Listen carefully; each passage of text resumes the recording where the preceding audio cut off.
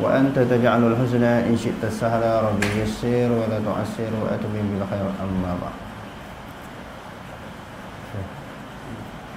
Ketika mana Walid dan Dimashqi berhujah di hadapan Khalifah Umar bin Abdul Aziz dengan menggunakan firman Allah Subhanahu wa taala, "Inna khalaqnal insana min nutfatin amsalin nabtalihi faj'alnahu sami'an basira. Inna hadainahu as-sabila imma syakiran wa imma kafura." Maksudnya, sesungguhnya kami telah aturkan cara mencipta manusia bermula dari air mani yang dicampur dari hati benih lelaki dan perempuan, serta kami tetap mengujinya dengan kewajipan-kewajipan. Oleh itu, maka kami jadikan dia berkeadaan mendengar dan melihat. Kerana keadaan itu tidak mencukupi, maka sesungguhnya kami telah menunjukkan kepadanya melalui akal dan rasul akan jalan-jalan yang benar dan yang salah. Maka terserahlah kepadanya sama ada dia bersyukur dengan beriman dan taat, ataupun dia berlaku kufur dengan mencari kebenaran atau mendurhaka. Khalifah Umar bin Abdul Aziz berkata, bacalah akhir surah iaitu firman Allah Subhanahu wa taala, "Wa ma tasha'una illa an yasha Allah. Inna Allah kana 'aliman hakima. Yudkhilu man yasha'u fi rahmatihi wa zalimina a'adda lahum 'adzaban alima." Maksudnya, dan tiadalah kamu berkemahuan melakukan sesuatu perkara melainkan dengan cara yang dikehendaki Allah. Sesungguhnya Allah adalah Maha mengetahui lagi Maha bijaksana, mengaturkan sebarang perkara yang dikehendakinya. Dia memasukkan sesiapa yang dikehendakinya menurut aturan yang ditetapkan ke dalam rahmatnya dengan ditempatkannya di dalam syurga. Dan orang-orang yang zalim, dia menyediakan untuk mereka azab siksa yang tidak terkerik sakitnya. Seterusnya Umar berkata, "Apakah yang anda katakan wahai Wailan?" Katanya, "Aku sebelum ini buta, Tuhan telah mencelikkan aku. Sebelum ini aku tuli, tetapi Tuhan telah memperdengarkan aku. Sebelum ini aku sesat, tetapi Tuhan telah menunjukkan jalan kepadaku." Seterusnya beliau bertaubat. Malangnya beliau kembali dengan pegangannya pada zaman pemerintah Khalifah Hisham bin Abdul Malik. Khalifah telah bertindak menyalip beliau. Jadi ini sebahagian daripada kaedah ataupun cara kita berhadapan dengan golongan yang menentang. Golongan yang menentang ni sama ada golongan bid'ah ataupun golongan yang fasik, yang tidak faham tentang pegangan, pendirian dan juga manhaj salaf. Bila lawan kita, bagaimana kaedahnya? Sebelum ini telah kita terangkan beberapa kaedah yang diketengahkan. Di antaranya kita bermuzakarah, berhujah dengan mereka dengan menggunakan dalil-dalil yang dan juga bukti. Okey, terus Kaedah kebenaran diterima tanpa mengira daripada mana dia datang. Jadi bab kebenaran ni kita kena terima sahaja daripada mana kebenaran itu datang. Dan kepada kaedah di atas ialah Okey, maksudnya daripada mana dia datang? Kebenaran itu datang daripada orang atasan ke, daripada pemimpin ataupun orang bawahan, daripada rakyat biasa, daripada ulama ke ataupun daripada kalangan orang yang jahil. Daripada arah mana, sudut mana dia datang, kebenaran itu kita wajib ikut. Yang kita nak ikut bukan individu. Apa yang kita nak ikut adalah kebenaran. Jadi siapa yang dah bawa kebenaran, walaupun kebenaran itu dibawa oleh orang yang berbeza pendapat dengan kita, kita kena ikut. Tak semestinya kebenaran itu orang yang berada di dalam satu kumpulan dengan kita baru kita nak ikut. Orang yang berbeza dengan kita, yang bercanggah dengan kita, asalkan dia bawa kebenaran, jadi kebenaran itu wajib diikuti. Jadi di dalam pegangan akidah salaf ni, apa yang didahulukan, apa yang diketengahkan, kebenaran itu sendiri. Walau bagaimana arah dia datang sekalipun, daripada sudut mana, wajib diikuti. Okey, terus. Kepada kaedah di atas ialah al-haqqu yuqbalu min ayyi jihatin jaa. Kebenaran diterima apabila dia bertepatan dengan dalil. Tidak ada kesan kepada orang yang al-haqqu yuqbal. Itu kaedahnya. Maknanya kebenaran itu diterima. Min ayyi jihatin jaa, daripada arah mana dia datang. Sebab tu kita sebut tadi sama ada daripada pihak atasan ke, bawah ke, ulama ke. Dia bukan ulama ke, tok guru bukan tok guru, asalkan dia bawa kebenaran. Kita tak boleh merendahkan ataupun meremehkan pandangan orang. Kamu ni bukan ustaz, bukan ustazah pun, bukan orang alim pun, tak terkenal pun dengan pengajian dia. Sedangkan bila dia berhujah dengan kita, dia bawa dalil Quran hadis. Kita kena jangan ego, jangan kita sombong. Kalau kita ni orang alim ke, kita tok guru ke, sesiapa sahaja. Jadi asalkan orang tu bawa kebenaran, walaupun kita ni sebagai tok guru, orang alim, ustaz, mufti dan sebagainya, yang berhujah dengan kita tu bukan mufti pun, orang biasa je, tetapi dia bawa mari dalil. Jadi dalil itu wajib dipegang, wajib diikuti. Berani tutup kipas ni. Okey, terus. Kebenaran diterima apabila ia bertepatan dengan dalil. Tidak ada kesan kepada orang yang membicarakannya dari segi diterima atau ditolak. Ahlussunnah wal Jamaah menerima kebenaran yang terdapat dalam berbagai-bagai kelompok masyarakat dan menolak kebatilan yang terdapat dalam masyarakat tersebut tanpa melihat sama ada mereka adalah musuh maupun pendukung sendiri. Itu Sayyidina Umar ketika dia berucap setelah dia dilantik menjadi khalifah. Sebagaimana Abu Bakar juga, bila Rasulullah wafat, orang lantik dia menjadi khalifah, menjadi pemimpin negara. Sayyidina Abu Bakar berucap, ya ayuhan nas inni wullitu alaikum walastu bi khairikum fa in ahsantu fa'inuni wa in asa'tu faqawwimuni as-sidqul amanah wal kazibul khiyanah. Dia kata, wahai manusia, sesungguhnya aku dilantik menjadi pemimpin daripada kalangan kamu. Walastu bi khairikum. Aku ni bukan orang yang terbaik, Abu Bakar kata. Sekiranya aku betul, kamu ikut, kamu taatlah kepada aku. Sekiranya aku tersalah, maka perbetulkanlah aku. Benar itu adalah amanah, dusta itu adalah khianat. Bila dia wafat, lalu dilantik Sayyidina Umar radhiyallahu an menjadi khalifah. Sayyidina Umar memberi ucapan yang sama. Di antara ucapannya, dia kata, ati'uni ma ata'tullaha wa rasulah fa in asaitullaha wa rasulahu fala ta'ata li alaikum. Ta'alah aku kepada Allah selama mana aku mentaati Allah dan Rasul, dan jangan kamu taat kepadaku selama mana aku derhaka kepada Allah dan Rasul. Wa idza ra'aitum fiyya wijaja faqawwimuni. Sayyidina Umar menambah, apabila kamu melihat aku menyeleweng di dalam pemerintahan aku, di dalam mentadbir, di dalam mengurus negara, hendaklah kamu perbetulkan aku. Tiba-tiba ada di kalangan orang yang hadir yang duk dengar ceramah dia tu, seorang pemuda bangun. Dia kata, wahai Umar, sanuqawimu ijajaka bisayfina. Kami akan memperbetulkan kamu dengan pedang-pedang kami. Bukan nak tegur, nak perbetul dengan ucapan, dengan teguran, tak. Kalau kami melihat kamu salah, kami akan memperbetulkan kamu dengan pedang-pedang kami. Sayyidina Umar sebagai seorang khalifah pada masa itu, apa reaksi dia, apa tindakan dia? Dia marah ke? Dia suruh pengawal dia tangkap ke? Masuk ISA ke? Sosma ke? Ada? Saman ke? Ugut ke? Ada tak? Tak ada. Bahkan dia kata, alhamdulillahilladzi ja'ala fi ummati Muhammadin sallallahu alaihi wasallam man yuqawwiju i'jaja Umar bi sayfihi. Dia kata, alhamdulillah, segala puji bagi Allah. Alhamdulillah, segala puji bagi Allah, Tuhan sekalian alam, kerana telah menjadikan daripada kalangan umat Muhammad ini ada orang yang berani memperbetulkan kesilapan Umar dengan pedang dia. Dia bersyukur kepada Allah Ta'ala, orang berbetulkan dia. Sebab kita ni hadirin sekalian, takkanlah bila kita buat salah, kita nak berkekalan sampai ke mati kesalahan kita tu.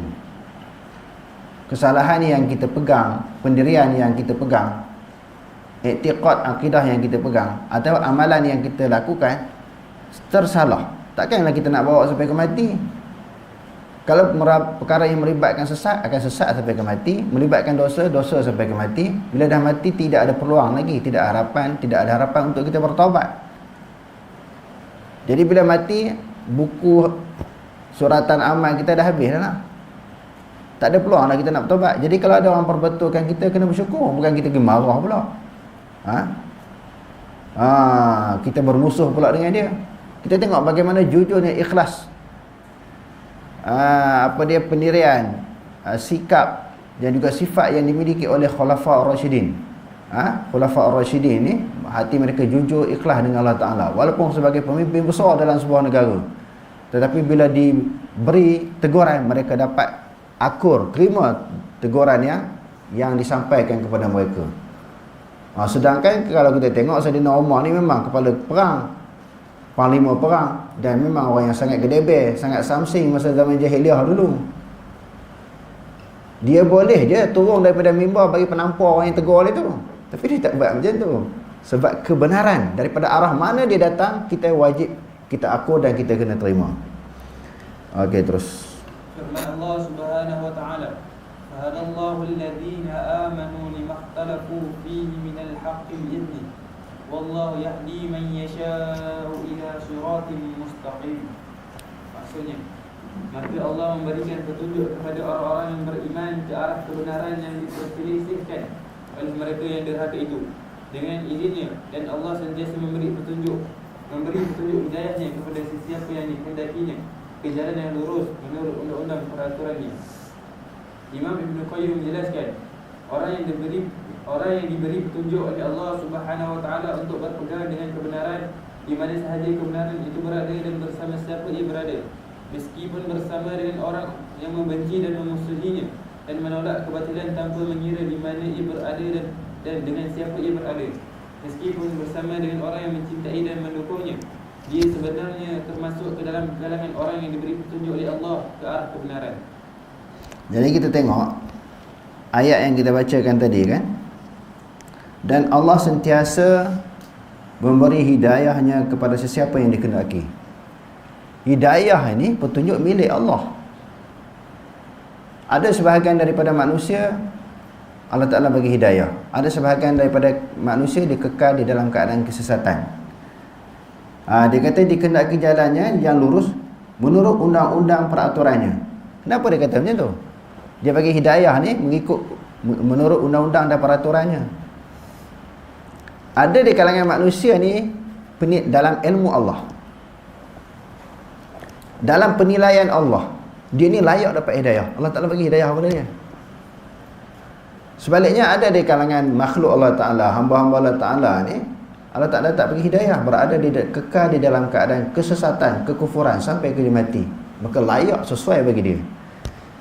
Jadi macam mana tu? Kita tak tahu. Ini berdasarkan kepada penilaian Allah dan ilmu Allah. Sebab tu kita kena beriman kepada qada dan qadar. Kenapa orang ni Allah Ta'ala jadi beriman? Balik pula orang ni Allah Ta'ala jadi kafir pula, sesat pula. Akibat sesat kafir ni masuk neraka kekal pula. Kenapa ni? Jangan tanya kenapa, serah kepada Allah. Itu berdasarkan penilaian dan ilmu Allah. Jadi bagi kita tentang qada dan qadar ini yang Allah Ta'ala tentukan, yang Allah Ta'ala putuskan, serahlah bulat-bulat kepada Allah. Ini bukan kuasa kita, di luar daripada kemampuan makhluk. Yang pentingnya bagi kita sentiasa melahirkan kesyukuran kerana kita sentiasa diberi hidayah oleh Allah. Hak tu penting. Sentiasa bersyukur. Bukan senang nak dapat hidayah ni. Tapi tiba-tiba Allah Ta'ala bagi hidayah kepada kita sebelum kita lahir ke atas muka bumi ni. Sebelum kita lahir, kita pernah nak berdoa kepada Allah, ya Allah ya Tuhanku, jadikanlah aku orang Islam yang beriman kepadamu. Dah jadi orang Islam pula, ya Allah ya Tuhanku, jadikanlah aku hamba-Mu yang taat. Allah Ta'ala bagi semua tu. Sebab tu kena bersyukur. La in syakartum la azidannakum wa la in kafartum inna azabi lasyadid. Sekiranya kamu bersyukur nikmat aku tambah lagi, kata Allah. Kalau kamu tak bersyukur, ingatlah azabku pedih. Nikmat yang paling besar adalah iman dan Islam. Okey, terus Firman Allah Subhanahu wa taala, "Ya ayyuhalladzina amanu kunu qawwamina lillahi syuhada'a bil qist wa la yajrimannakum shana'anu qaumin 'ala alla ta'dilu ya'dilu huwa aqrabu littaqwa wattaqullaha innallaha khabirun bima ta'malun." Maksudnya, wahai orang-orang yang beriman, hendaklah kamu semua sentiasa menjadi orang-orang yang menegakkan keadilan kerana Allah. Allah Ta'ala kata sentiasa, bukan berkala, bukan kadang-kadang. Sentiasa kita berada di atas landasan kebenaran dan juga kita menegakkan kebenaran. duduk satu, duduk atas kebenaran. Yang keduanya tegak kebenaran. Kalau duduk sahaja tanpa berusaha untuk menegakkan kebenaran, itu tak boleh. Kita kena cari jalan-jalan yang benar. Jalan yang benar adalah jalan Islam, jalan yang telah ditunjukkan oleh Nabi SAW. Wa anna hadha sirati mustaqiman fattabi'uh wa la tattabi'us subula fatafarraqa bikum an sabili. Inilah jalanku, jalan yang lurus. Jangan kamu mengikut berbagai-bagai jalan, nanti kamu akan terpesong daripada kebenaran. Jadi jalan yang benar, jalan yang dilalui oleh Nabi. Okey, terus. Lagi menerangkan kebenaran dan jangan sekali-kali kebencian kamu terhadap sesuatu kaum itu mendorong kamu kepada tidak melakukan keadilan. Jangan sebab kita benci kepada orang, kepada seseorang individu ataupun kumpulan menyebabkan kita tidak berlaku adil. Apa maksud? Kalau kebenaran itu daripada orang yang kita musuhi, daripada pihak lawan kita, daripada pihak musuh kita, kita tak terima. Yang tu tak boleh. Kita tidak berlaku adil. Kita terima kebenaran kalau kebenaran tu dibawa oleh kumpulan kita, oleh puak kita, geng kita, pemimpin kita. Hak tu kita ikut. Kita terima, kita akur, kita ikuti. Tetapi sebaliknya kalau kebenaran itu dibawa oleh pihak lawan, yang tu susah kita nak terima. Banyak berlaku macam tu. Kebenaran itu dibawa oleh musuh kita, yang tak sealiran dengan kita, yang tu susah nak terima walaupun benda tu betul tu. Allah ajar kita jangan. Itu menyebabkan kita tidak berlaku adil. Jadi kebenaran itu sebagaimana yang disebutkan tadi, al-haqqu yuqbal min ayyi jihatin jaa. Kebenaran itu diterima daripada arah mana dia datang. Walaupun dia datang itu dibawa oleh musuh kita, kita kena terima kebenaran yang dibawa. Terus, hendaklah kamu berlaku adil kepada sesiapa juga, kerana sikap adil itu lebih hampir kepada takwa. Dan bertakwalah kepada Allah. Sesungguhnya Allah Maha mengetahui dengan mendalam akan apa yang kamu lakukan. Rasulullah SAW sendiri memperakui kebenaran berupa bacaan ayat kursi untuk menghalang kehadiran syaitan yang diajarkan syaitan kepada Abu Hurairah radhiyallahu anhu. Dalam hadis riwayat Abu Sa'id radhiyallahu anhu menjelaskan, Rasulullah SAW sabda, "Sadaqaka wa huwa kadzubun." Maksudnya, dia bercakap benar meskipun dia adalah makhluk yang sangat dusta. Kan ada hadis Abu Hurairah diamanahkan oleh Rasulullah untuk jaga Baitul Mal.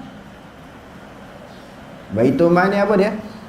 Rumah yang disimpan harta, sumber-sumber negara, duit zakat, duit sumbangan kepada negara Islam yang Rasulullah sebagai khalifah pada masa tu. Peringkat awalnya letak di rumah Rasulullah. Lepas tu dah agak perkembangan, agak maju sikit, dia buat satu rumah yang disebut Baitul Mal. Bait, rumah. Al-Mal, harta. Rumah yang disimpan harta. Lalu diamanahkan seorang sahabat yang dikenali dengan Abu Hurairah radhiyallahu anhu. Malam pertama tu ada orang datang, orang tua datang, menyerupai manusia, berjubah, nampak macam orang hebat. Lalu dia masuk dalam rumah tu. Dulu rumah pun bukan macam kita ada pagar ke, pagar elektrik ke, ada CCTV, tak ada. Jadi senang orang nak ceroboh, orang nak masuk. Lalu dia masuk dalam rumah tu, dapat ditangkap oleh Abu Hurairah. Biasalah bila pencuri ni curi harta negara ataupun harta rakyat, dibawa kepada Rasulullah untuk diadili. Rasulullah nak dibicarakan di hadapan Rasulullah untuk dijatuhkan hukuman, kerat tangan dan sebagainya. Lalu bila Abu Hurairah pegang dia nak bawa jumpa Rasulullah, dia takut. Nampak berubah muka dia. Dia cemas, susah hati. Lepas tu dia kata, malam besok aku tak datang lah. Jangan bawa pergi bertemu dengan Rasulullah. Lepas tu Abu Hurairah pun membebaskan dia. Malam yang kedua dia datang lagi, ditangkap lagi, sempat ditangkap oleh Abu Hurairah. Abu Hurairah nak bawa jumpa Rasulullah. Dia kata tak boleh sampai 2 kali lah. Dia kata janganlah taubat, besok tak datang lah. Dia kata, bebaskan aku. Malam yang kedua dibebaskan oleh Abu Hurairah. Dia kata malam esok tak datang. Malam ketiga dia datang pula, dapat ditangkap lagi. Lepas tu Abu Hurairah berkeras untuk bawa dia bertemu dengan Rasulullah. Dia kata jangan. Dia kata aku nak ajar kamu satu amalan, satu ilmu. Kalau kamu beramal dengan ayat kursi ni, siapa pun tak ganggu kamu. Syaitan manusia tak dapat ganggu kamu kerana dilindung oleh Allah. Keesokan harinya Abu Hurairah pun beritahu kepada Rasulullah peristiwa yang berlaku malam pertama, kedua, ketiga. Lepas tu yang Rasulullah kata, sadaqaka wa huwa kazubun. Dia bercakap benar. Dia bercakap benar akan engkau. Apa yang disebut tentang kelebihan yang kursi itu betul. Yang dia sendiri menipu. Sebab apa dia menipu? Dia kata tak nak datang, dia datang lagi. Apa maksud? Kalau kebenaran itu dibawa oleh iblis sekalipun, oleh syaitan sekalipun, kita kena terima. Apatah orang yang manusia, bukan iblis, bukan syaitan. Kalau orang kafir bawa kebenaran pun kita kena terima. Apatah lagi orang Islam yang tak sealiran dengan kita, yang tak sama dengan kita, kena terima kalau dia bawa kebenaran. Dia bawa mari dalil, hujah dan juga fakta, kita kena terima walaupun kita tak sama dengan dia. Apa yang nak diikuti bukan individu. Apa yang kita nak pegang bukan kata-kata individu, tetapi kata-kata Allah dan juga Rasul. Apabila dia dapat mencapai maksud tersebut, dibawa kebenaran daripada Quran dan hadis, kita kena ikut. Wajib kita ikut. Okey, terus. Muaz bin Jabal pernah menyatakan, terimalah kebenaran tanpa mengira daripada siapa yang membawanya, meskipun daripada orang kafir atau fasik. Berhati-hatilah dengan penyelewengan golongan yang bijaksana. Para sahabat bertanya, bagaimana kita boleh mengenali yang orang kafir itu membicarakan kebenaran? Beliau menjawab, kebenaran itu sendiri mempunyai cahayanya. Kaedah kelima, kebenaran tidak dikenali dengan sambutan orang ramai. Kenalilah kebenaran, nescaya anda akan mengenali ahli-ahlinya. Teks kepada kaedah ini ialah al-haqqu la yu'rafu bil-rijal, a'rifil haqqa ta'rafu rijaluhu. Ta'rifu rijalahu. Kebenaran ialah perkara yang menepati dalil tanpa melihat kepada ramainya orang yang menunjukkan kepada perkara tersebut atau sedikitnya orang yang menolaknya. Okey. Kebenaran itu bukan kerana ramai pengikut. Kalau kita tengok ajaran sesat pun ramai orang mengikut. Perkara-perkara yang menyeleweng, kumpulan-kumpulan yang terpesong, ramai pengikut. Wa in tuti' aktsara man fil ardi yudilluka an sabilillah. Kalau kamu mengikut orang ramai di atas muka bumi ini, kata Allah, nescaya kamu akan disesatkan daripada jalan Allah. Kalau ikut orang ramai, Allah kata kamu akan disesatkan daripada jalan Allah. Kebenaran dia bukan berdasarkan kepada bilangan, kepada angka yang menyokong sesuatu kumpulan, ataupun menyokong menerima sesuatu perkara. Bukan bilangan, angka yang menyokong, tetapi kebenaran itu adalah perkara yang benar. Kebenaran itu adalah perkara yang datang daripada Allah dan Rasul. Sebab kadang-kadang kita tertipu bila ramai orang sokong kita, pengikut kita, followers kita ni ramai. Ada orang sebut, dia ni followers dia ni juta, dia kata. Dia cerita ada seronok dengan bangganya kan. Ada di kalangan orang yang duk menyampaikan agama Allah ni, ceramah, tazkirah, mengajar dan sebagainya, tak ramai pun orang datang. Jadi itu bukan ukuran. Lebih-lebih lagi kalau orang awam ni, mana-mana penceramah yang pernah masuk TV. Hak tu betul Dia cakap mampu pun tak apa. Dia ni selalu masuk TV ni, keluar masuk TV. Dia tidak menilai, mengukur tentang apa yang dia cakap itu benar ataupun salah. Dia tengok pengikut ni ramai, selalu keluar TV, keluar radio, selalu duk nampak muka dia. Ni betul ni. Itu bukan agama, itu bukan ukuran, bukan penilaian yang ada di dalam agama Islam. Quran sendiri menceritakan banyak hak benar ni sikit. Wa qalilun min ibadiyasy syakur. Sedikit sangat daripada kalangan hamba Allah yang bersyukur. Zaman Nabi sedikit hak nak terima kebenaran ni. Zaman sahabat pun sama.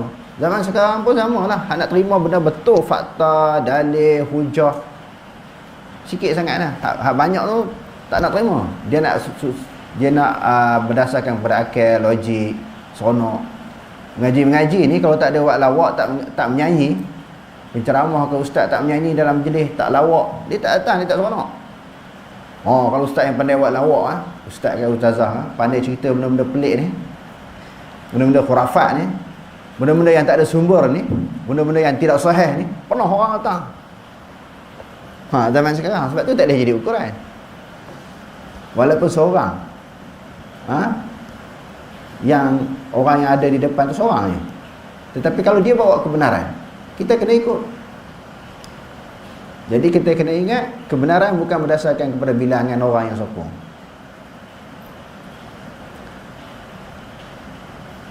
Kana Ibrahim ummatan, adalah Ibrahim itu satu umat. Tak ramai menyokong Nabi Ibrahim. Nabi Nuh, perjuangan Nabi Nuh tak ramai yang sokong dia. Hak duduk dalam bahtera tu lah.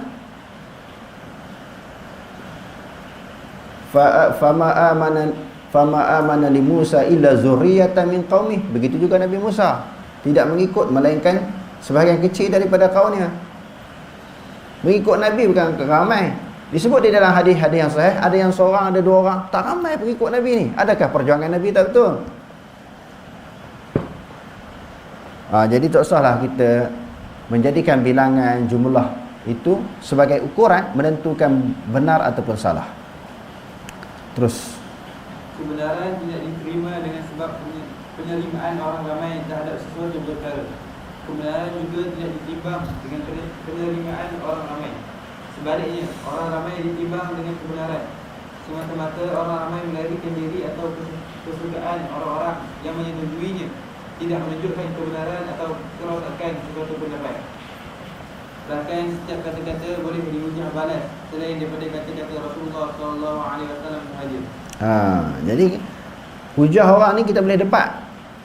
Marilah alim macam mana pun, hebat macam mana pun, ulama ke tok guru, maulana ke, mesti kita boleh debat. Tak ada salah. Sebab Imam Malik kata, kullu qawli yu'khazu wa yutraku illa qawlun nabi.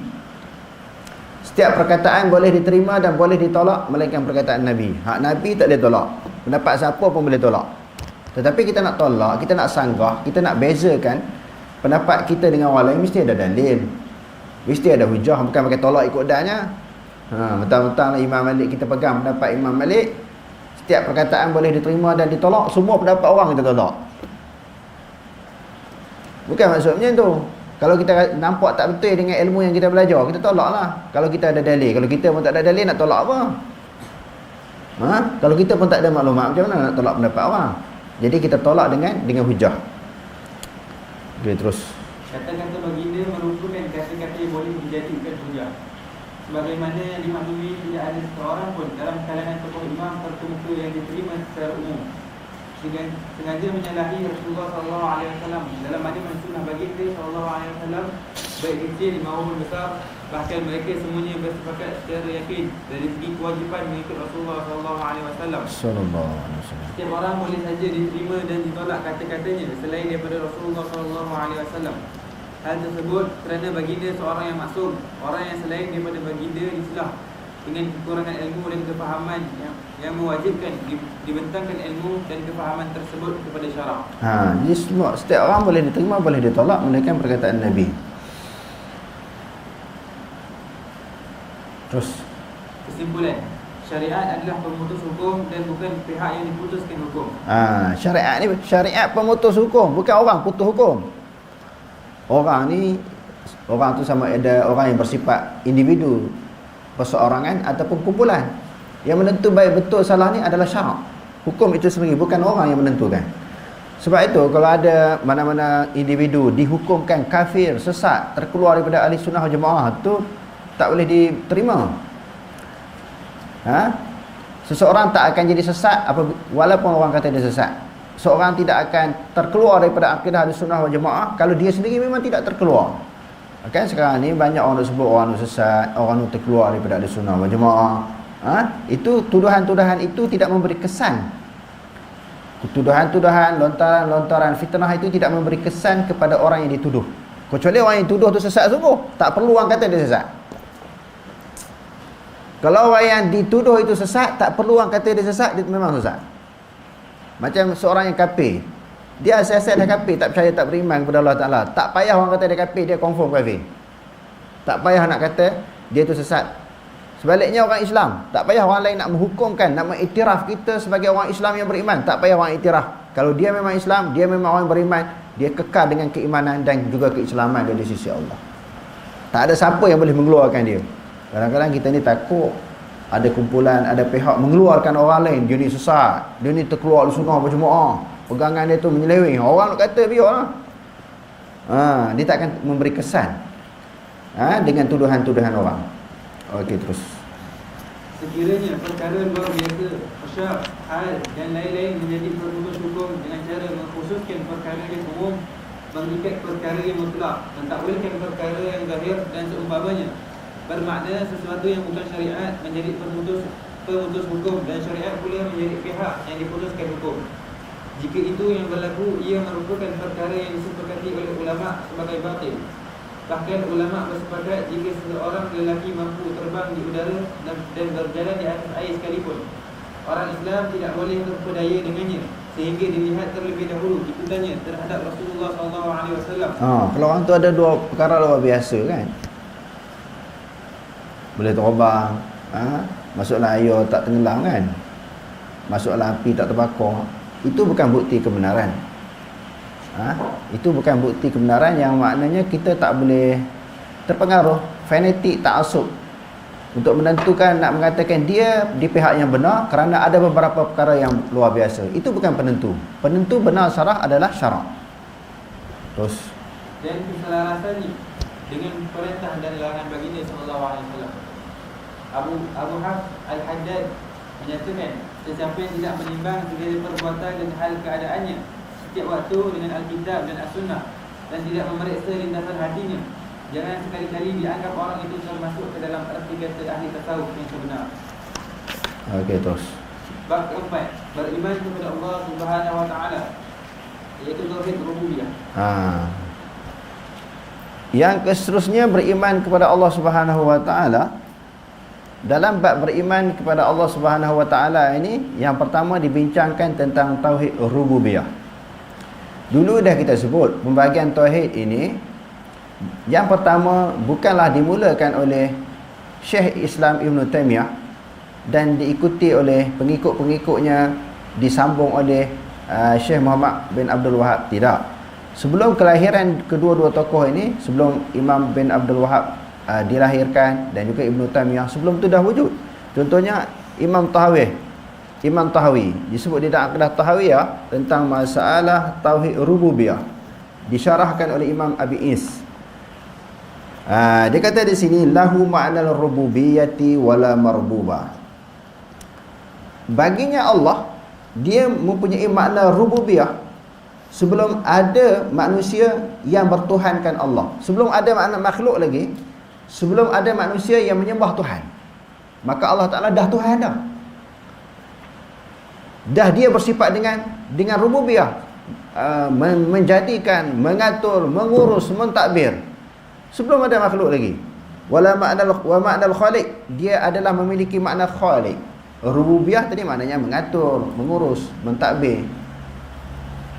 Dan yang kedua dengan makna khaliq, mencipta. Wala makhluqa, sebelum ada makhluk lagi Allah Ta'ala bersifat dengan khaliq. Sebelum ada makhluk yang menyembah Tuhan, Allah Ta'ala dah wujud lagi sebelum adanya makhluk. Jadi maknanya tauhid rububiyah ni dah bincang lama dah. Yang ulama ada sebut dah tentang tauhid rububiyah. Lepas tu uluhiyah, asma' wa sifat. Jadi sebagaimana yang selalu kita sebut, bahkan Quran itu sendiri, sebelum ada mana-mana kitab yang ditulis oleh para ulama, sama ada di zaman tabi'in, tabi'ut tabi'in sampai zaman sekarang ni, sebelum ada mana-mana kitab akidah yang ditulis oleh ulama yang membahaskan, membicarakan tentang tauhid tiga serangkai ini, sebelum tu dah ada disebut dalam Al-Quran, disebut dalam hadis. Cuma Nabi SAW ketika dia memberi syarahan, mengajar kepada para sahabat, dia tak sebutlah ini tauhid uluhiyah, iyyaka na'budu wa iyyaka nasta'in, ini tauhid uluhiyah. Qul huwallahu ahad, Allahus samad, lam yalid wa lam yulad wa lam yakul lahu kufuwan ahad. Dia tak sebut ni tauhid rububiyah ke uluhiyah, tak ada. Alhamdulillahirabbil alamin, ini wahai sahabat, ini tauhid rububiyah. Walillahil asmaul husna, wahai sahabat, ini tauhid asma' wa sifat. Tak ada macam tu. Dia cerita, sahabat faham. dengan kekuatan bahasa Arab dan hati mereka yang suci, bersih, tak bercampur dengan pemikiran falsafah, mereka faham, oh ini tauhid rububiyah, ini uluhiyah, ini tauhid asma wa sifat. Walaupun tidak ada mana-mana buku yang menulis tentangnya. Jadi yang menjadi masalah, sebagaimana selalu kita sebut, ada golongan mengatakan pembahagian tauhid 3 itu dimulakan oleh golongan Wahabi. Yang mula-mula sekali Ibn Taymiyah. Tu yang jadi jahil tu, yang kita sebut sebagai jahil, tak ada maklumat, tak membaca, tak mengkaji. Sedangkan sebagaimana yang disebutkan tadi, sebelum lahirnya Ibn Taymiyah, didahulukan oleh imam-imam yang lain menceritakan tentang rububiyah. Di antaranya Imam Tahawi sendiri di dalam akidah Tahawiyah. Okey, terus. Pendahuluan. Tauhid rububiyah merupakan sebahagian daripada 3 jenis tauhid yang menjadi pegangan ulama yang bermanhaj salafus salih terdahulu. Ia menjadi pendahuluan kepada tauhid uluhiyah. Tidak mungkin berlaku tauhid uluhiyah tanpa adanya tauhid rububiyah terlebih dahulu. Tauhid rububiyah ini diakui oleh orang-orang Arab musyrikin pada zaman sebelum kelahiran Rasulullah SAW tadi. Namun itu tidak menyebabkan mereka dikira sebagai beragama Islam dan ahli tauhid dalam arti kata yang sebenar. Manusia menyembah Allah setelah mengenalinya terlebih dahulu. Dengan kata lain, apabila manusia mengenal Allah Subhanahu wa taala adalah Tuhan yang Maha mencipta segala sesuatu, memberi rezeki, memanfaatkan, memudaratkan, memanjangkan umur, memendekkan umur, menghidupkan, mematikan dan lain-lain. Ketika itu akan timbul rasa sayang di dalam hati mereka terhadap Tuhan yang bersifat sempurna itu. Daripada situ akan muncul kesediaan mereka untuk menyembah dan mengabdikan diri kepada Allah Subhanahu wa taala dalam segala perkara yang diperintahnya dan menjauhkan diri daripada segala perkara yang dilarangnya. Kewujudan Allah Subhanahu wa taala dikenali melalui fitrah. Pengenalan terhadap kewujudan Allah Subhanahu wa taala adalah merupakan perkara fitrah dan tertanam dalam jiwa manusia semenjak awal lagi. Ketika Allah Subhanahu wa taala menciptakan Nabi Adam, dia telah mengambil perjanjian dengan baginda alaihissalam dan zuriat keturunannya untuk memperakui saksi bahawasanya dia adalah Tuhan yang berhak disembah oleh manusia. Dalam arti kata yang sebenar, firman Allah Subhanahu wa taala, wa idza akhadha rabbuka min bani adama min zuhurihim dzurriyyatahum wa ashhadahum ala anfusihim alastu bi rabbikum qalu bala shahidna an taqulu yawm al-qiyamah inna kunna 'an hadha ghafilin aw taqulu innama ashraka aba'una min qabl wa kunna dhurriyyatan min ba'dihim afatuhlikuna bima fa'ala al-mubtilun. Maksudnya, dan ingatlah wahai Muhammad, ketika Tuhanmu mengeluarkan zuriat anak-anak Adam turun-temurun dari tulang belakang mereka, dan dia menjadikan mereka saksi terhadap diri mereka sendiri, sampai dia bertanya dengan firman-Nya, bukankah aku Tuhan kamu? Mereka semua menjawab, benar, engkau Tuhan kami. Kami menjadi saksi. Yang demikian supaya kamu tidak berkata pada hari kiamat kelak, sesungguhnya kami adalah lalai, tidak diberi peringatan tentang hakikat tauhid ini. Atau supaya kamu tidak mengatakan, sesungguhnya ibu bapa kami lah yang melakukan syirik dahulu, sedang kami ialah keturunan mereka yang datang kemudian daripada mereka. Oleh itu, patutkah engkau wahai Tuhan kami hendak membinasakan kami disebabkan perbuatan orang-orang yang sesat itu. Okey, tengok balik muka surat 98. Ayat 173, au taqulu innama asyraka aba'una min qablu. Min huruf jar faris. Kenapa dia tak bagi bawah? Ayat 173, min qablu.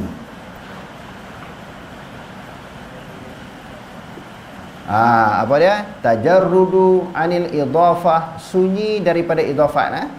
Kalau min qabli an ya'tiya ahadakumul maut, min qabli an, min qablihi, min qablikum. Yang tu dia kena bagi bawah. Bila sunyi daripada idhafat, qablu ke ba'du ke, maka tidak ada isim selepas daripadanya, dia kena baca min qablu. Dia tak boleh baca min qabli, walaupun min itu huruf jar. Okey, terus. Dakwah para nabi muncul daripada asas fitrah yang maha agung ini, iaitu beriman kepada Allah Subhanahu wa taala Begitu juga dengan berdakwah kepada manusia ke arah mentauhidkan Allah Subhanahu wa taala dari segi rububiyah, uluhiyah, nama-nama dan sifat-sifatnya. Boleh dikatakan tidak ada satu bangsa yang wujud di dunia ini yang menafikan kewujudan Allah Subhanahu wa taala kecuali yang dinisbahkan kepada Fir'aun dan juga golongan Dahriyah sahaja. Menurut Syekh Al-Islam Ibn Taymiyah, orang yang terkenal dari segi menolak adanya pencipta yang menciptakan alam maya ini ialah Fir'aun. Namun begitu dari segi batin beliau meyakini kewujudan Allah Subhanahu wa taala itu sendiri. Firman Allah Subhanahu wa taala, qala laqad 'alimta ma anzala haula'i illa rabbus samawati wal ardi basair wa inni la'azunnuka ya fir'aun masbura. Maksudnya Nabi Musa menjawab, sebenarnya engkau wahai Fir'aun telah pun mengetahui tiadalah yang menurunkan mukjizat-mukjizat ini melainkan Tuhan yang mencipta dan mentadbirkan langit dan bumi sebagai bukti-bukti yang menerangkan kebenaran, dan sebenarnya aku fikir engkau wahai Fir'aun akan binasa. Syekh Al-Islam Ibn Taymiyah menjelaskan Fir'aun mengiktiraf kewujudan Allah Subhanahu wa taala dari segi batin, tetapi beliau menzahirkan perkara yang menyalahi apa yang terdapat dalam batinnya itu. Jadi Fir'aun ni ada golongan yang menolak tauhid tiga ini. Tauhid tiga ni maknanya orang pendapat yang menerima tauhid tiga, tauhid tiga serangkai ini mengatakan orang kafir ada tauhid rububiyah. Ada tauhid rububiyah. Maknanya orang kafir juga mempercayai Allah Taala menjadikan alam. Wala in sa'altahum man khalaqas samawati wal ard la yaqulunna Allah. Wahai Muhammad, sekiranya kamu tanya penduduk Mekah itu, siapakah yang menjadi langit dan bumi, nescaya mereka menjawab Allah. Quran kata macam tu. Orang kafir pun ada tauhid rububiyah. Jadi bagi golongan yang menentang pembahagian tauhid tiga ini, mereka mengemukakan dalil dan hujah. Orang kafir tidak mengaku Allah Ta'ala menjadikan alam. Allah Ta'ala bersifat dengan rububiyah. Contohnya Fir'aun kata, ana rabbukumul a'la, aku Tuhan kamu yang maha agung. Dia tak mengiktiraf Allah yang maha agung. Ana rabbukumul a'la, aku Rabb kamu yang maha agung. Akulah bersifat dengan mencipta. Macam mana nak jawab tu? Wahabi nak jawab macam mana? Orang Salafi nak jawab macam mana tu? Orang Salafi, Wahabi terima tauhid tiga. Sedangkan Fir'aun sendiri pun tak mengaku Allah Ta'ala yang mencipta. Sebab tu Quran jangan baca satu ayat, dia kena baca semua sebuah Quran tu. Fir'aun kata macam tu, ana rabbukumul a'la. Rabb bersifat dengan mencipta, menjadikan, menguasai. Kan Fir'aun itu dia membuat aliran-aliran air di celah-celah pokok kurma, anggur di Mesir. Itulah Rabb dia yang dia maksudkan. Adapun di sudut hakikat, sebagaimana ayat ni kata, di sudut hakikat dia terima Allah Ta'ala itu Tuhan dia. Tengok ayat ni kata apa? Walaqad qala laqad alimta ma anzala haula'i illa rabbus samawati wal ard. Nabi Musa menjawab, sebenarnya engkau wahai Firaun telah pun mengetahui tiadalah yang menurunkan mukjizat-mukjizat itu melainkan Tuhan yang mencipta dan mentadbir langit dan bumi. Firaun sendiri, Nabi Musa kata dia terima di sudut dia, mulut saja dia kata dia tak terima Allah Ta'ala yang menjadikan alam, tetapi di sudut hati dia terima Allah Ta'ala tu yang mencipta alam. Di sudut hati siapa yang tahu? Allah Ta'ala yang tahu. Sebab tu Allah Ta'ala sebut dalam ayat ni. Sebab tu Allah Ta'ala sebut dalam ayat ni, dalam hati Firaun dia terima. Dalam hati Firaun dia terima Allah Ta'ala tu Tuhan yang bersifat mencipta alam, menjadikan langit dan bumi. Menunjukkan dalil yang kuatnya pembahagian tauhid tiga ni tak salah. Dan memang orang kafir terima Allah Ta'ala tu Tuhan yang bersifat dengan mencipta. Dia boleh menerima tauhid rububiyah, tauhid yang menganggap Allah Ta'ala bersifat dengan mencipta, menjadikan alam, menjadikan diri dia sendiri, menurunkan hujan, menurunkan rezeki. Orang kafir boleh terima yang tu. Cuma yang dia tak boleh terima, Allah Ta'ala Tuhan, hanya Allah Ta'ala sahaja Tuhan yang layak disembah. La ilaha illallah, tiada Tuhan yang layak disembah melainkan Allah. Tiada Tuhan melainkan Allah, di situ maksudnya la ma'budu bihaqqin illallah. Tiada yang layak disembah melainkan semata-mata Allah Subhanahu Wa Taala. Yang tu dia tak terima di sudut uluhiyah. Sebab tu dia sembah tokong. Tapi bila tanya dia, adakah tokong turunkan hujan? Kebetulan hari ni Allah Ta'ala turunkan hujan. Pergi tanya orang kafir, yang menurunkan hujan ni tokong yang kamu sembah tu ke? Dia tak kata, dia kata Tuhan Allah. Menunjukkan dia terima tak tauhid rububiyah ni? Dia terima, cuma dia tak sembah. Okey, terus. Firman Allah Subhanahu wa taala, "Wajahadu biha wastayqanatha anfusuhum zulman wa 'uluwa.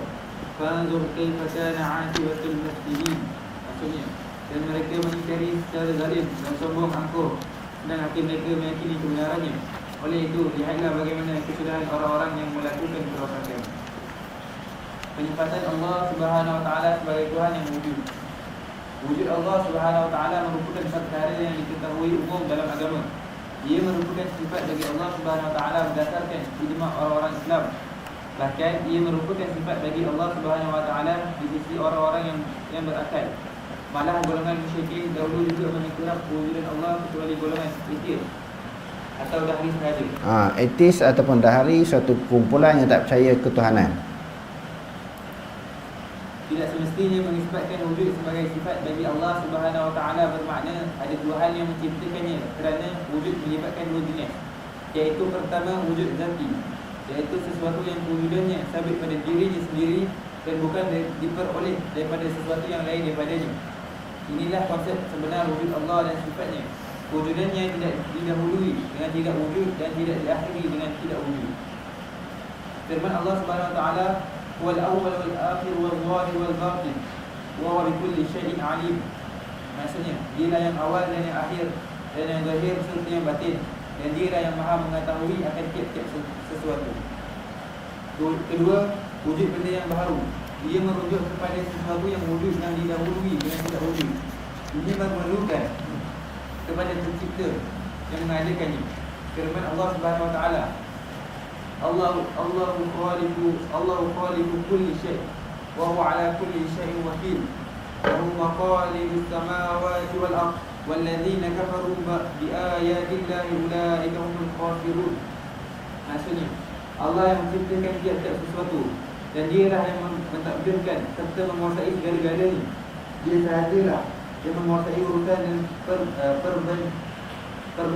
perbendaharaan langit dan bumi. Orang-orang yang percayakan yang demikian beruntunglah. Dan orang-orang yang kufur ingkar akan ayat-ayat keterangan Allah yang jelas nyata itu, mereka itulah orang-orang yang paling rugi. Firman Allah Subhanahu wa taala, "Am khuliqu min ghairi syai'in am humul khaliqun am khalaqus samawati wal ardh bal la yu'minun." Maksudnya, mengapa mereka tidak beriman? Adakah mereka telah tercipta dengan tiada yang menciptakannya? Atau adakah mereka yang mencipta diri mereka sendiri? Adakah mereka yang mencipta langit dan bumi itu? Sudah tentu tidak. Bahkan mereka adalah orang-orang yang tidak meyakini kebenaran apa yang mereka pernah mengakui. Pengenalan terhadap Allah, ma'rifatullah.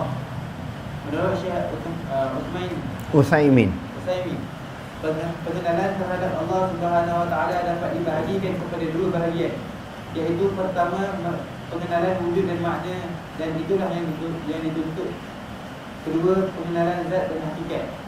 Ia adalah sesuatu yang tidak dikehendaki, kerana ia merupakan sesuatu yang mustahil dapat dilakukan. Dengan itu, pengenalan terhadap Allah Subhanahu wa taala yang dikehendaki ialah pengenalan zat dari segi kewujudan, dan pengenalan sifat berdasarkan makna. Pengenalan terhadap zat dan hakikat sebenar Allah Subhanahu wa taala tidak diketahui melainkan oleh Allah Subhanahu wa taala sahaja. Jadi hakikatnya kita tak tahu. Kita nak kenal hakikat zat Allah Taala, kecuali kita kenal zat Allah Taala itu melalui sifat-sifatnya, sebagaimana yang diberitahu oleh Allah dan diberitahu oleh Nabi. Jadi tak perlulah kita nak bedah siasat tu macam mana secara detail. Sekadar yang kita tahu, yang dimaklumkan kepada kita melalui Quran hadis, sekadar itu sahaja yang kita pegang. Tak boleh lebih daripada itu. Okey, terus. Kewajipan pertama yang perlu dilakukan manusia ialah mengenal Allah Subhanahu wa taala. Mengenal Allah Subhanahu wa taala sebagaimana yang dijelaskan sebelum ini diketahui berdasarkan fitrah, kerana manusia diciptakan ke atas fitrah. tidak ada yang jahil terhadap Allah Subhanahu Wa Taala melainkan orang yang diperdayakan oleh syaitan sahaja. Jika manusia kembali kepada fitrah cintaan Allah Subhanahu Wa Taala, sudah tentu mereka akan dapat mengenal Allah Subhanahu Wa Taala dalam arti kata yang sebenar, tanpa perlu merenung dan memikirkan tentang kejadian alam semesta ini. Sebaliknya, melakukan renungan ke atas alam semesta ini hanyalah wajib dilakukan oleh orang yang mempunyai iman yang lemah sahaja. Dan renungan dan perhatian tersebut dilakukan dalam rangka untuk memperkuatkan keimanan. Jadi kalau orang yang tak apa nak faham, tak apa nak yakin tentang wujudnya Allah Subhanahu Wa Taala, dia boleh perhati tentang kejadian alam. Untuk kita mengenal Allah, mengenal agama Islam ini, dia ada dua ayat yang perlu kita ketahui. Yang pertamanya ayatul maqru'ah, ayat yang dibaca. Bila kita baca ayat Quran dapat meningkatkan iman kita. Innamal mu'minuna alladhina idza dzukirallahu wajilat qulubuhum wa idza tuliyat 'alaihim ayatuhu zadatuhum imana wa 'ala rabbihim yatawakkalun. Baca ayat Quran dapat menambah iman, dapat menambah kefahaman kita tentang agama Islam. Yang kedua, melalui ayatul maqru', ayatul manzurah, ayat yang dilihat, tengok kejadian alam, dapat mengenali siapa penciptanya. Bila dah kita kenal siapa penciptanya, iaitu Allah, dapat meningkatkan iman kita kepada Allah. Inna fi khalqis samawati wal ardh wa ikhtilafil laili wan nahar la ayatin liulil albab. Sesungguhnya pada kejadian langit dan bumi, perselisihan malam dan siang menjadi tanda-tanda kebesaran Allah bagi orang yang berfikir. Jadi nak kenal Allah ni melalui dua cara. Sama ada dalil Al-Quran dan juga hadis yang disebut sebagai dalil naqli. Yang keduanya dalil akli. Kita fikir, tengok kejadian di alam, siapa bagi buat alam ni? Siapa buat? Adakah dia menjelma jadi dengan sendirinya tanpa ada pencipta? Maka mustahil sesuatu jadi tanpa pencipta, kerana dia adalah makhluk, mesti ada pencipta, iaitu khaliqnya adalah Allah. Okey, terus. Firman Allah Subhanahu Wa Taala, awalam yanzuru fi malakutis samawati wal ardh wa ma khalaqallahu min syai'in wa an 'asa an yakuna qad iqtaraba ajaluhum fa bi ayyi haditsin ba'dahu yu'minun. Maksudnya, patutkah mereka membutakan mata, tidak mahu memperhatikan alam langit dan bumi dan segala yang diciptakan oleh Allah, dan memikirkan bahawa harus telah dekat ajal kebinasaan mereka? Maka kepada perkataan yang mana lagi sesudah datangnya kalam Allah Al-Quran, itu mereka mahu beriman. Firman Allah Subhanahu Wa Taala, kitabun anzalnahu ilaika mubarakun liyadabbaru ayatihi waliyatadhakkaru ulul albab. Maksudnya, Al-Quran ini sebuah kitab yang kami turunkan kepadamu dan umatmu wahai Muhammad, kitab yang banyak faedah-faedah dan manfaatnya untuk mereka memahami dengan teliti kandungan ayat-ayatnya, dan untuk orang-orang yang berakal sempurna beringat mengambil iktibar. Pembahagian tauhid. Kupasan tentang beriman kepada Allah Subhanahu Wa Taala tidak dapat lari daripada tauhid. Beberapa aspek tentang tauhid telah pun dijelaskan sebelum ini secara tidak langsung. Kupasan tentang tauhid juga tidak dapat lari daripada pembahagian. Jika diperhatikan kupasan para ulama tentang pembahagian tauhid, didapati mereka mengungkapkannya dengan berbagai-bagai ungkapan. Meskipun demikian, dari segi inti apa yang diungkapkan mereka itu adalah sama sahaja. Kemungkinan sebab utamanya merujuk kepada kajian dan pemerhatian terhadap nas-nas syarak, dan ia tidak dinaskan secara langsung dalam nas-nas tersebut itu sendiri. Oleh kerana itu, dalam kalangan ulama ada yang membahagikan tauhid kepada tiga bahagian, iaitu tauhid rububiyah, uluhiyah dan asma' wa sifat. Dalam kalangan ulama mutaakhirin ada yang menambah satu bahagian lagi, iaitu tauhid ittiba' dan hakimiyah. Jika diperhatikan, tauhid yang keempat ini telah pun termasuk ke dalam tauhid uluhiyah. Hal tersebut kerana ibadah tidak akan diterima melainkan dengan dua syarat, iaitu pertama ikhlas dan kedua menepati ikutan terhadap sunnah Rasulullah SAW. Firman Allah Subhanahu Wa Taala, "Qul innama ana basyarum mislukum yuha ilayya annama ilahukum ilahun wahid. Faman kana yarju liqa'a rabbih falyamal 'amalan shalihan wa la yusyrik bi ibadati rabbih ahada." Maksudnya, katakanlah wahai Muhammad, sesungguhnya aku hanyalah seorang manusia seperti kamu Diwahyukan kepadaku bahawa Tuhan kamu hanyalah Tuhan yang satu. Oleh itu, sesiapa yang percaya dan berharap akan pertemuan dengan Tuhannya, hendaklah ia mengerjakan amal yang soleh dan janganlah ia mempersekutukan sesiapa pun dalam ibadatnya kepada Tuhannya. Sesetengah ulama membahagikan tauhid kepada dua bahagian kerana mereka menggabungkan sekali antara tauhid rububiyah dengan tauhid asma wa sifat. Ia merangkumi ilmu tentang Allah dan pengenalan terhadapnya. Manakala tauhid uluhiyah mewakili aspek amalan yang dilakukan kerana Allah Subhanahu Wa Taala. Pembahagian tauhid kepada tiga bahagian di atas merujuk kepada perkara yang ada kaitan dengan tauhid itu sendiri. Manakala pembahagian tauhid kepada dua bahagian merujuk kepada perkara yang wajib dilakukan oleh ahli tauhid. Dalam kalangan ulama ada yang berpendapat tauhid dapat dibahagikan kepada dua bahagian, iaitu pertama tauhid ma'rifah dan kedua tauhid isbat. Ma'rifah maknanya mengenal, isbat maknanya terima. Ia merujuk kepada tauhid uluhiyah dan juga asma wa sifat. Ketiga-tiga tauhid ini juga dinamakan sebagai tauhid ma'rifah kerana ma'rifatullah, pengenalan terhadap Allah Subhanahu Wa Taala, berlaku dengan cara mengenal nama-nama, sifat-sifat dan perbuatan Allah Subhanahu Wa Taala. Tauhid isbat pula merujuk kepada nama-nama, sifat-sifat dan perbuatan yang Allah Subhanahu Wa Taala isbatkan kepada dirinya. Maknanya tauhid isbat ni kita isbatkan sifat-sifat Allah lah.